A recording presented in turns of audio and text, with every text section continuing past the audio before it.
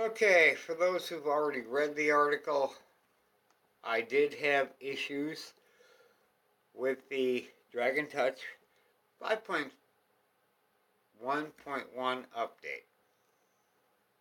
It would work, as far as I'm concerned, great for most folks who bought one of these tablets, except for a few minor issues.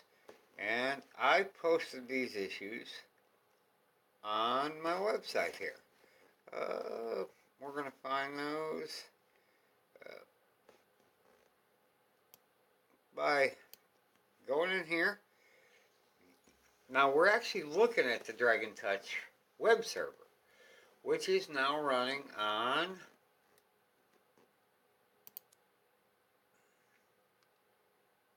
the Dragon Touch. We are recording this through my Asus ZA or Z580 CA Super Tablet because it just does everything incredibly fast and very cool. But we're going to need to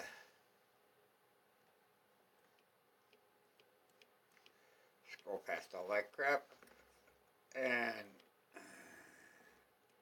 we're going to go, yeah, I should have opened this before I started, but that's alright. Alright. It had a minor glitch. Alright. Now,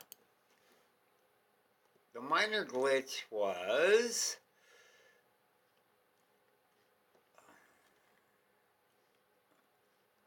the fact that the update for me was a total nuclear disaster. It was a meltdown. First off, when you get that update, which if you go to this website here, you're going to need this link from Tablet Express. And this link is not going to work. It's been removed. I don't know if that one worked or not. And then you've got a couple of 4.4s. I suggest I download the version 2, put that back on the server you're seeing over here, the Dragon Touch. I also downloaded and installed this one, the version 2 for 5.5.1. Every other application worked dandy. But the glitch, and it's huge, if you're trying to run a web server or reserve an IP, when the server comes up, or the tablet comes up, it shows up in your router as Android -0000000. Not good to start with.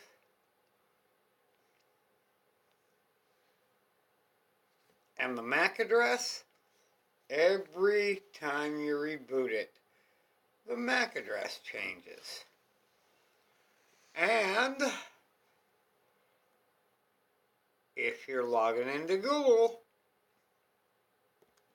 which if you're running an Android, you probably will want to log into Google and get all your software and apps and cool shit you have. It's going to give you a warning on every other device you own that there's a new login from device, etc., etc. In this case, it comes up as device Sony Ericsson X10. That tells me, or should have told me, holy crap, because every time I rebooted, restarted, shut it off, turned it on, I got a brand new MAC address. Well, in most cases, when you set up your router, you use the MAC address, which is supposed to be hard-coded into the chip, to assign the IP address and reserve it. This is especially important when you're running a server. A minor annoyance, which I could work around, except for one fact. Anytime I opened up another app, for instance, like we're looking at Google Chrome, I can open Chrome all day on this Asus, and I can currently open Chrome again on the Android, which I've reverted to the 4.4.4. But prior to that, on 5.1.1, bam!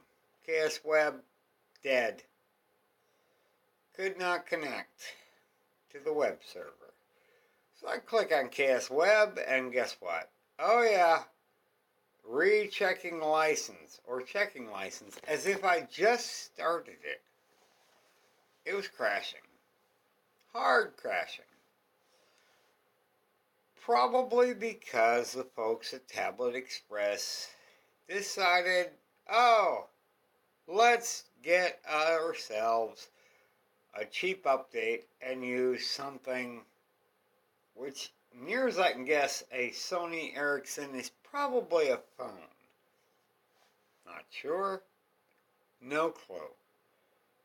Gotta remember these are built in China. Who knows where they stole the image from.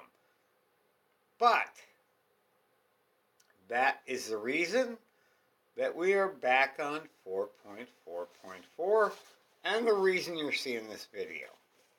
Now, the other Android I have, the one you're looking at this on, which is an Asus, only has Android 5.0. But I'm pretty sure Asus, being a large corporation, would not have screwed this up quite this bad. So what I'm going to tell you is, if you're going to download this app or this update, you want to go onto their support site here, and you want to grab this one and the 4.4.4.